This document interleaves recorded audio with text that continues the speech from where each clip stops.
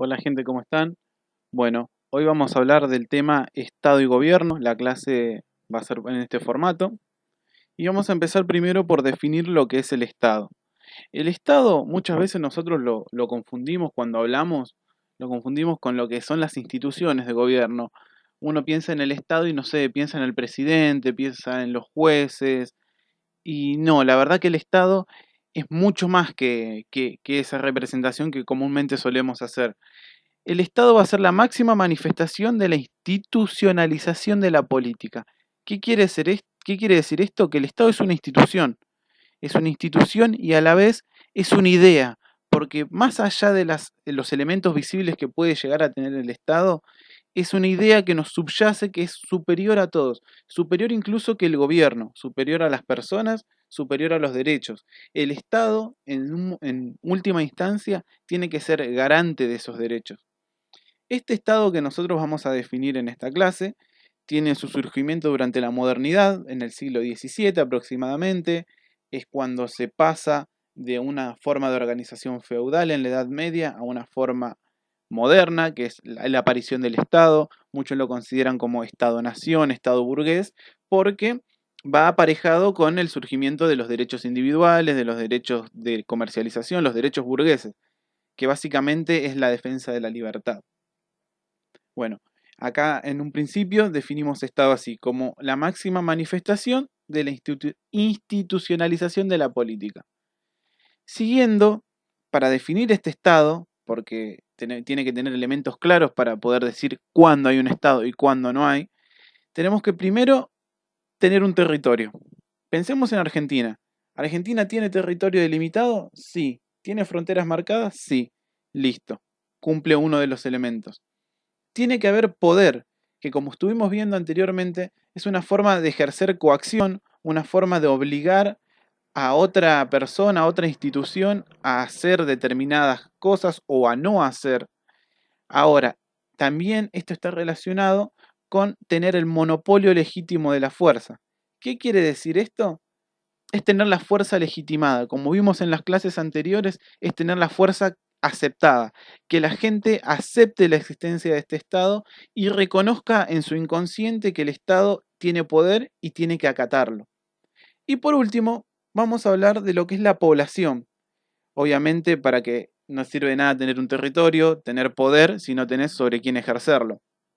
Comúnmente se hablaba antes, en vez de hablar de población, se hablaba de nación, y de ahí viene este tema de que se confunde mucho de decir la nación argentina y pensamos en el país, en el Estado argentino.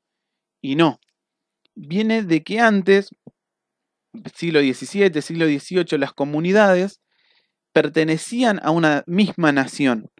Por ejemplo, pensemos en el territorio francés. Los franceses eran una sola nación. No había todo este tema que hay ahora de la inmigración, de que haya muchas comunidades viviendo dentro de un mismo país. Nación nosotros lo vamos a entender como un pueblo, una comunidad que posee rasgos culturales característicos y que se diferencian de otra. Tiene que mucho que ver con la cultura. Y si no, más adelante, para que no haya esta confusión, se empezó a hablar del término población, que población es algo más genérico, más general. Acá hablamos directamente de la cantidad de personas que tiene adentro, que viven en ese estado y que se someten a sus leyes. Así que, repasando, son 4 elementos y en estos 4 elementos no existe el Estado. Territorio, poder, monopolio legítimo de la fuerza y población. Pensemos en Argentina, tenemos población, sí, 45 millones de personas que viven acá. Monopolio legítimo de la fuerza, sí. Todos sabemos que a la policía la tenemos que respetar, que las leyes se respetan y que si no hay una pena, algo que va a pasar si no respetas. Tenemos territorio, ya dijimos que sí. Tenemos poder, sí, hay poder. Y este poder va a estar ejemplificado, va a estar manifestado en las instituciones de gobierno. Que esto nos lleva al próximo tema. Que el próximo tema vamos a ver que es diferenciar el gobierno. Como podemos ver, el gobierno está dentro del Estado, pero no es lo mismo que el Estado. Ahora, ¿de dónde surge todo esto? ¿De dónde surge el Estado? ¿A quién se le ocurrió pensar, che, vamos a empezar a llamar esta nueva forma de organización como Estado? Van a haber una serie de pensadores, donde los más importantes son estos tres, que son Hobbes, Locke y Rousseau, que cada uno escribe desde su país en un contexto distinto. Si vamos en orden de cómo van apareciendo, tenemos a Hobbes, tenemos a Locke, Locke y Rousseau son casi contemporáneos, pero el más antiguo es Hobbes. Este es inglés y este es francés. Estas personas son considerados como filósofos o pensadores contractualistas. Estos tres van a partir de la idea de que el Estado surge a partir de un contrato. ¿Qué es un contrato? Es un acuerdo de partes. Pensemos en un contrato de alquiler, es un acuerdo de partes. Y estos van a decir que si existe un acuerdo, dependiendo de cada pensador, va a ver quién hace este acuerdo y para qué, pero con la finalidad de formar esta figura del Estado. El primero va a ser Hobbes. Todos van a partir de que antes del Estado hay un periodo que se va a llamar estado de naturaleza, que es qué pasaba antes de que el Estado exista. Para Hobbes va a decir que el hombre va a ser individual, cada uno diseminado por su parte, y que es un hombre agresivo, un hombre que va a estar guiado por sus pasiones para conseguir determinadas cosas. ¿Y qué pasa cuando dos de estos individuos quieren lo mismo? Se va a generar un conflicto. Y esto que va a llevar a que en el conflicto uno de los dos termine vencido y en este caso vamos a hablar de una muerte. Entonces él va a decir que va a ser una guerra de todos contra todos. Él lo expresa, su figura de estado de naturaleza, lo expresa muy claro en una frase que es: el hombre es lobo del hombre. O sea, el hombre mata al hombre. Si no existe nada que lo esté conteniendo, que lo domestique, si se quiere, este lobo. Él va a decir que para que este estado de guerra, de muerte, se termine, vamos a pensarlo como una anarquía entre muchas comillas. Si ustedes piensan en la película 12 horas para sobrevivir o La Purga, depende de dónde la miren, eh, acá ¿qué pasaba? Había 12 horas donde no existían leyes, no existía ningún tipo de norma, entonces salían todos estos instintos asesinos, estas pasiones de la gente, y se hacía un caos. Bueno, Hobbes va a partir y va a decir, bueno, que esto no pase. Entonces todos los individuos van a renunciar a todos sus derechos individuales con la finalidad de tener paz. Estos derechos se renuncian y se dan a una persona. Esta persona va a ser el gobernante, que en este caso, como es un Estado, una monarquía absoluta, lo que trata de justificar Hobbes, todo el Estado va a recaer en la figura del monarca. Y el sistema político que resulta de esto es el absolutismo. O sea, todos con tal de sobrevivir, de generar paz, cedemos nuestros derechos hacia esta persona. Siguiendo más adelante, vamos a hablar con Locke, que también es un inglés. Este es mucho más burgués, es mucho más moderno. Quiero hablar que en el estado de naturaleza el hombre vive en paz, que hay libertad, que existen derechos naturales, que estos derechos naturales van a estar muy relacionados con lo que es la propiedad, o sea, la vida, la libertad, nuestras posesiones. Pensemos que Locke trata de justificar, si se quiere, los inicios de lo que es el sistema capitalista, que es la defensa de la propiedad privada.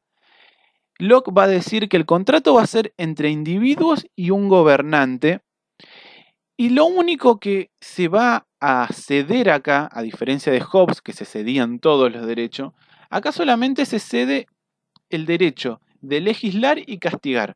O sea, el derecho de hacer leyes y el derecho de aplicarlas. O sea que entre los hombres no existan jueces ni verdugos.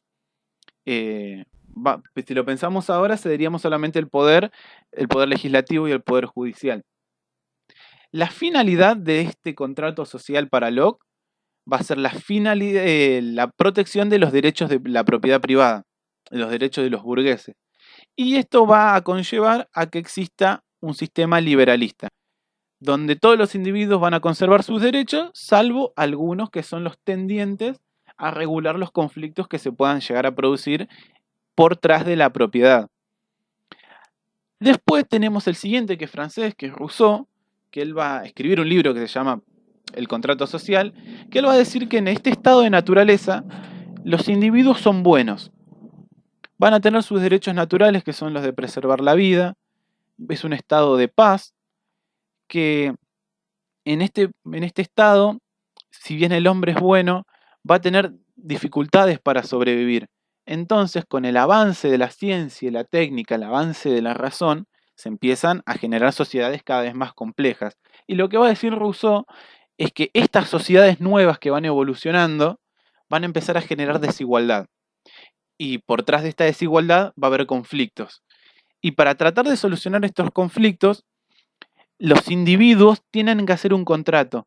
Pero a diferencia de los otros dos, no va a ser ni con el gobernante ni con la figura del Estado, sino que va a ser con la comunidad. O sea, todos los individuos vamos a ceder nuestros derechos individuales para someternos a la voluntad popular. Y la finalidad de esto va a ser la subsistencia y libertades cívicas. Ahora, si nosotros pensamos que cedemos todos nuestros derechos a la voluntad popular, ¿a qué nos retrotrae? A la idea de democracia. El contrato es la voluntad general. Si bien en cada uno de estos tres el Estado está presente y de manera distinta, y lo que lleva a que existan formas de Estado distintas y por consiguiente formas de organización gubernamentales distintas, otra de las diferencias que tienen es que para Hobbes este contrato social no se puede romper. El Estado siempre va a estar presente. En cambio, o sea, el Estado encarnado en la figura del monarca. O sea que el monarca sigue ahí, es absoluto, nadie lo saca de ese puesto.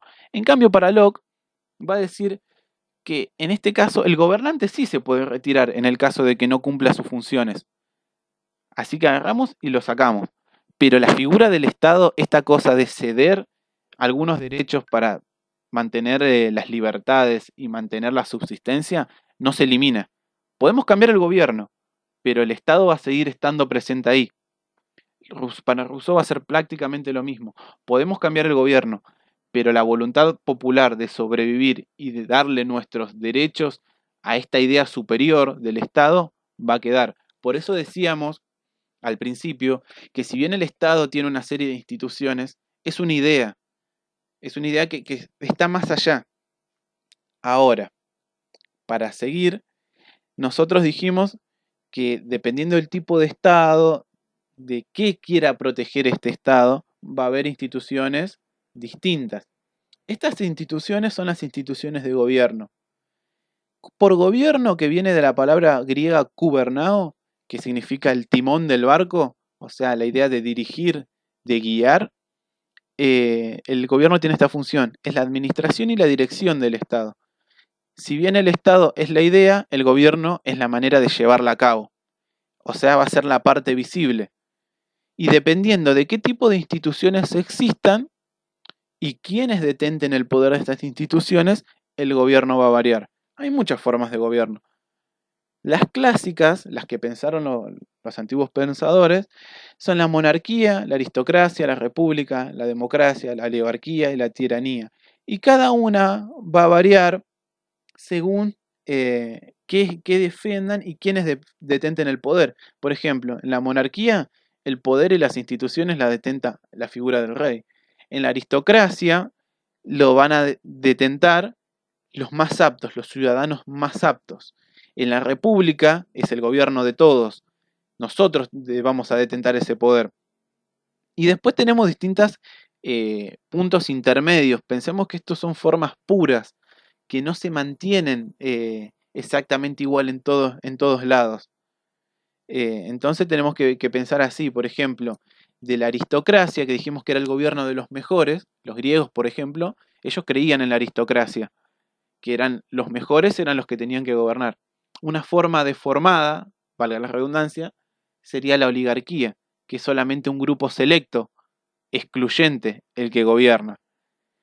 Y así van variando. Por ejemplo, tenemos la democracia, la monarquía, que es la figura del rey. Pensemos en el rey bondadoso de las películas.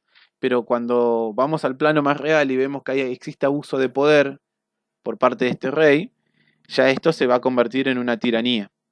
Y así va a ir variando. Pero ustedes para pensar tienen que tener en cuenta que las formas clásicas son la república, la democracia, la monarquía, la aristocracia y la oligarquía. Cada uno con sus características. Después más adelante vamos a profundizarlas.